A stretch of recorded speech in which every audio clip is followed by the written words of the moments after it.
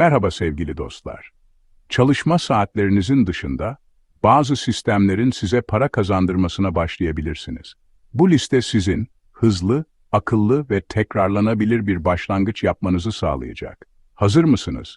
Üzerinde çalışabileceğiniz pasif gelir fikirlerine bir göz atalım. Kira geliri, bir mülk satın alın, kiraya verin veya bir oda kiralayın. İyi nakit akışı sağlar. Yeni müşteriler için bir emlak yöneticisi gerektirebilir. Temettü hisseleri, düzenli temettü ödeyen hisseler satın alın. Bileşik büyüme için yeniden yatırım yapın. Endeks fonları düşük ücretli ve ekstra gelir sağlar. Uzun vadeli büyüme için harika. GIO'lar, bina sahibi olmadan gayrimenkul getirileri. Alınıp satılmasına aracılık ederek gelir elde edebilirsiniz. Genellikle komisyon ödenir.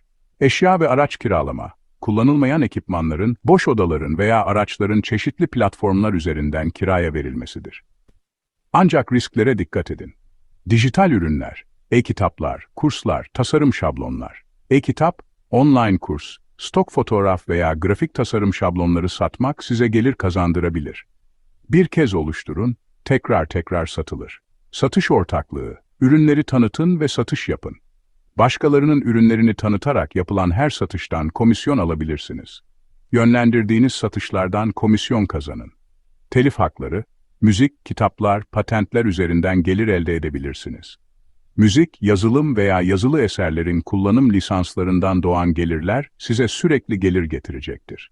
Yani başlangıçtaki çalışma yıllarca para kazandırabilir.